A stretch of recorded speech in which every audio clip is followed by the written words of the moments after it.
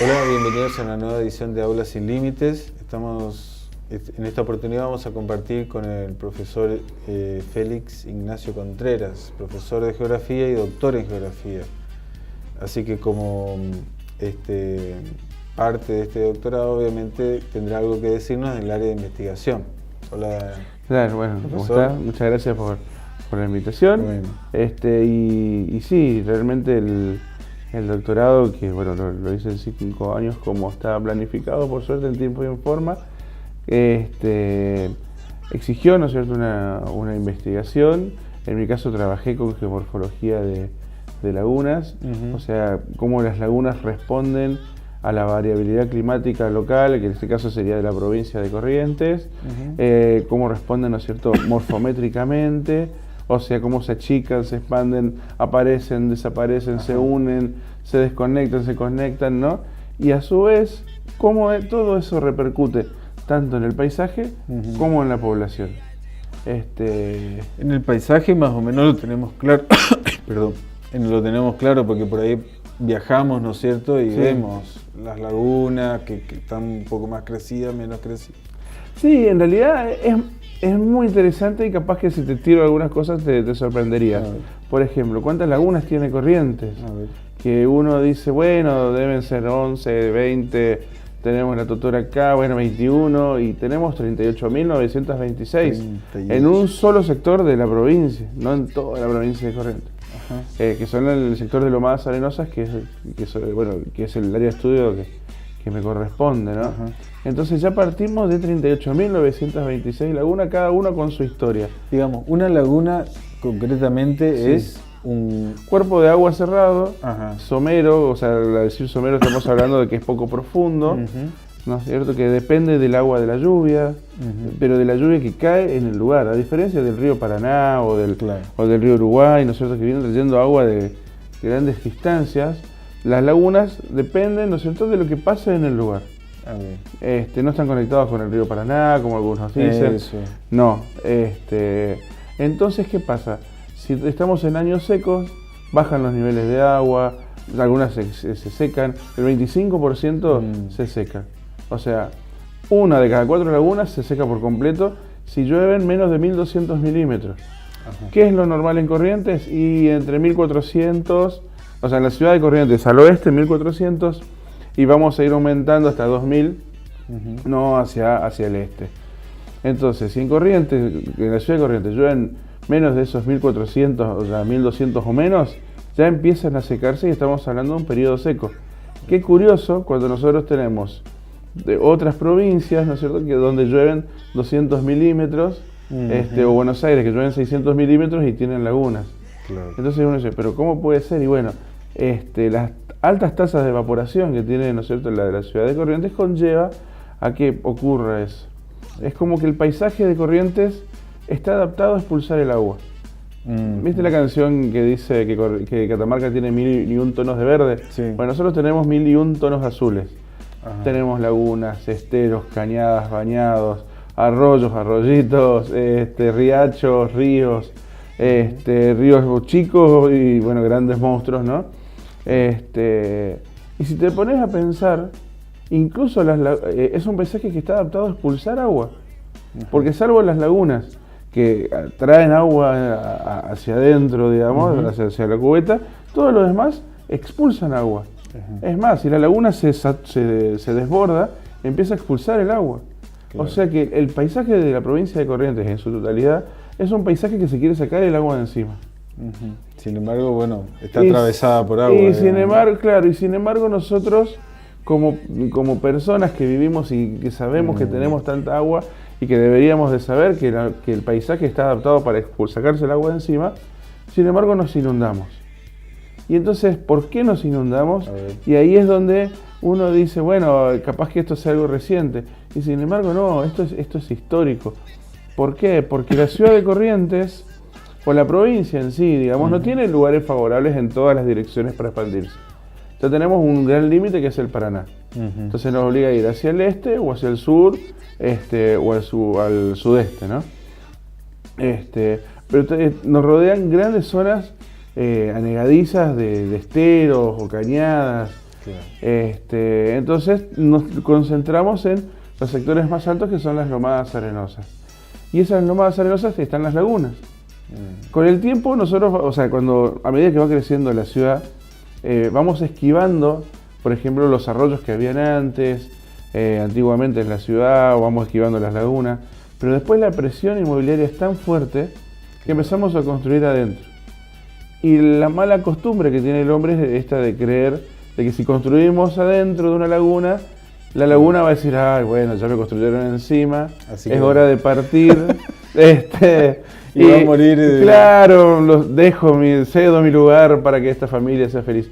Y la verdad es que no ocurre eso. Claro. El agua va a ir hacia la laguna y vamos a encontrar problemas muy, muy serios. Entonces el centro de la ciudad de Corrientes, donde habían muchos arroyos, o al menos 4, el Isiró, el Salamanca, el arroyo Poncho Verde y Manantiales,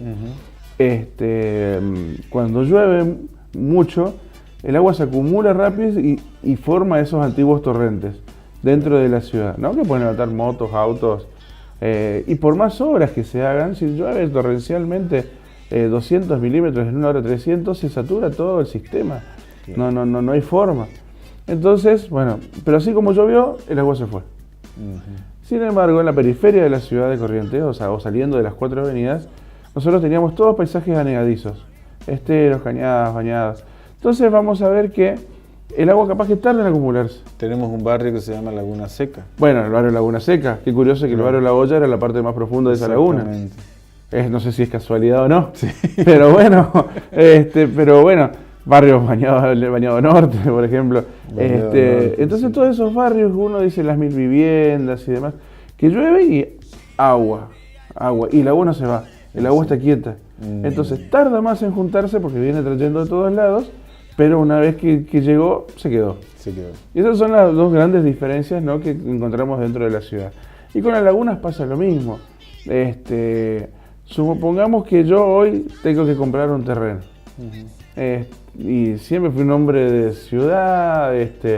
Lo más cercano que me fui al campo, bueno, fue, no sé, a la Rotonda de la Virgen, y ahí un arbolito para allá y nada más. Y quiero ir a vivir a Santa Ana. Entonces, un terreno en Santa Ana de 20 por 40, que sale, no sé, 400.000 pesos, 500.000 pesos, sí. Y son estos barrios cerrados.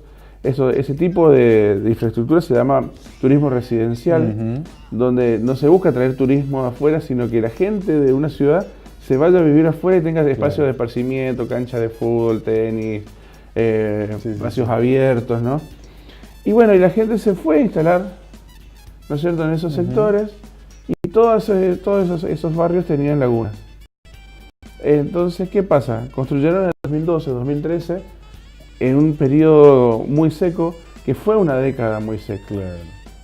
Y en el 2012, 2013, nosotros empezamos a salir en los medios de comunicación de cuidado que estamos construyendo dentro de lagunas. En ese momento yo dije, ahora entiendo qué sentía Noé. Digamos, nos vamos a inundar, construyamos un arca. Y decía, loco, ¿quién es este? Digamos, sí, porque las casitas, hay casas de acá, nadie te hace caso. Claro. En el 2014 volvieron lluvias normales. En Corrientes nosotros tenemos una variabilidad climática que se repite cada 28 meses. ¿Eso qué significa? Que cada 28 meses vamos a tener 2 años húmedos, 28 meses húmedos, 28 meses secos, 28 años húmedos, meses, perdón, no años.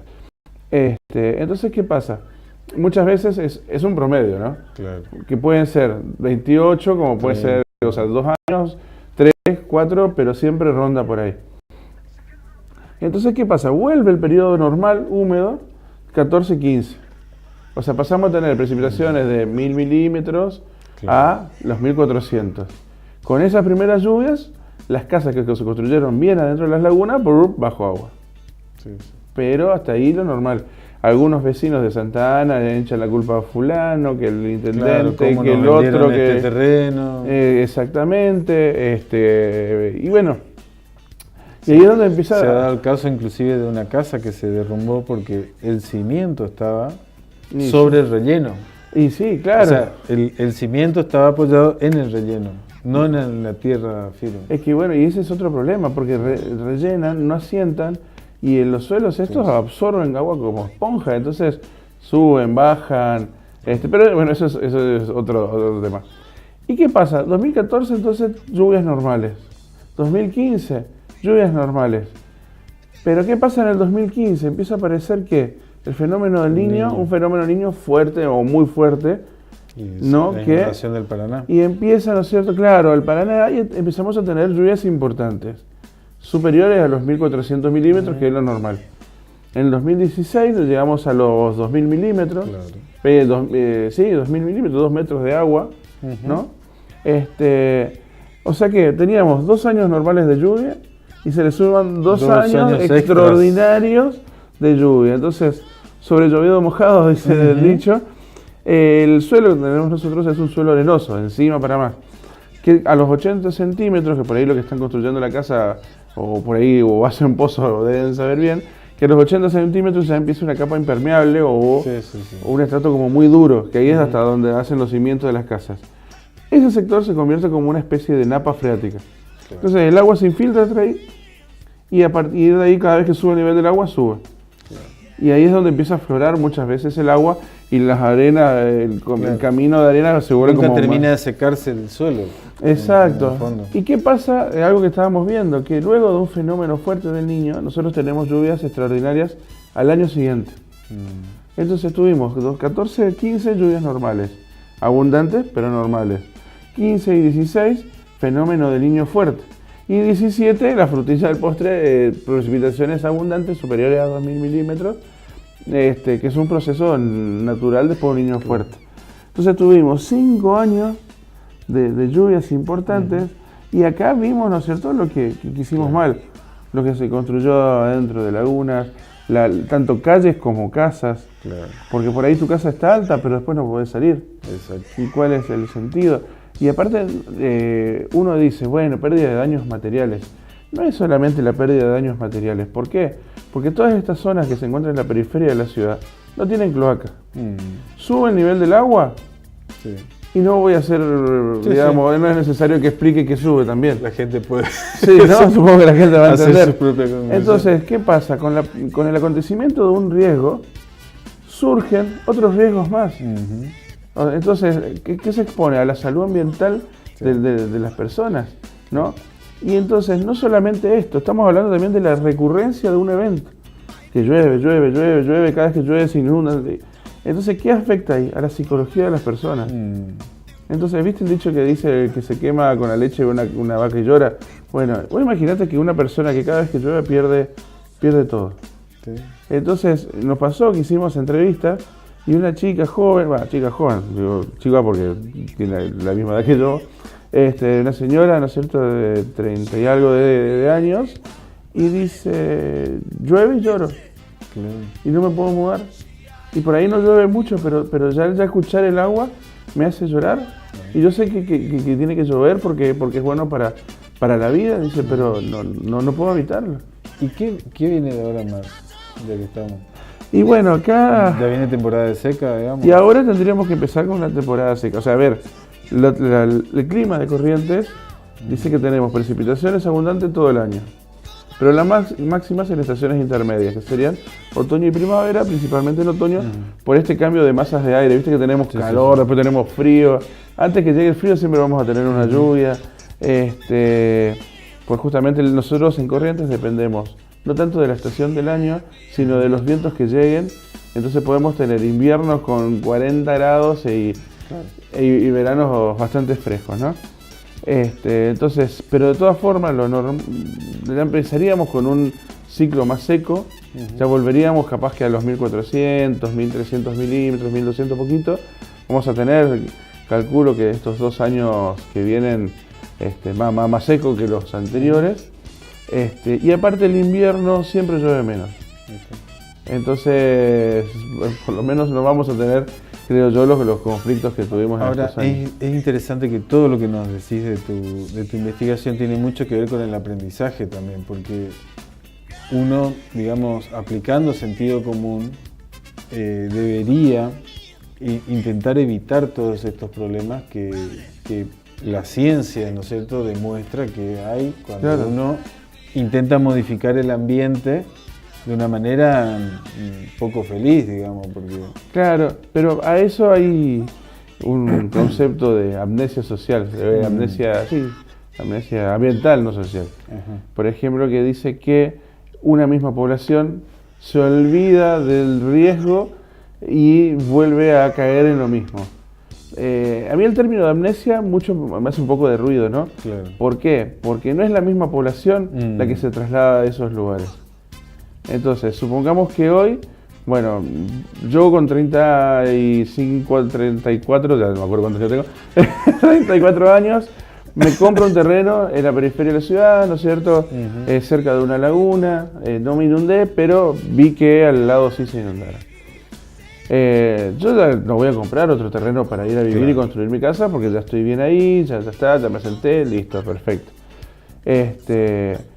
Pero dentro de 20 años, o 30, digamos, cuando la generación que me sigue a mí diga, bueno, es hora de comprarme un terreno, o supongamos mis hijos, ¿no? Van a ir, obviamente, un poco más hacia afuera, porque no va a haber espacio, ¿no? Pero uno no sabe qué pasó en esos sectores. Entonces no es la misma población. Amnesia sería si yo fuera a otro lugar y no averiguaría si estos sectores de laguna, ¿no? Pero yo creo también el tema es la recurrencia. Cuanto menos recurrente es un evento, más incertidumbre genera, y entonces más riesgo a su vez expone a la población. Claro, exactamente. Pues si tuviéramos inundaciones todos los años, acá ya no habría nadie más construiría ahí. O por ejemplo con los volcanes que estamos viendo ahora, que son cosas poco recurrentes, entonces la gente va y se instala por ahí en zonas donde no deberían instalarse, pero bueno. En Guatemala está. En Guatemala, por ejemplo, sí. Bueno, pero acá también tenemos muchos volcanes y por suerte están todos apagados. Bueno, interesantísimo todo esto y bueno, ojalá que también esta investigación sobre la geografía del lugar pueda ser de aporte, digamos, para mejor vivir del lugar donde estamos viviendo nosotros. Bueno, muchas gracias. Seguimos conectados a Canal E, a todo el contenido que tiene para ofrecer en su página web y no se olvide compartir este contenido también en sus redes sociales.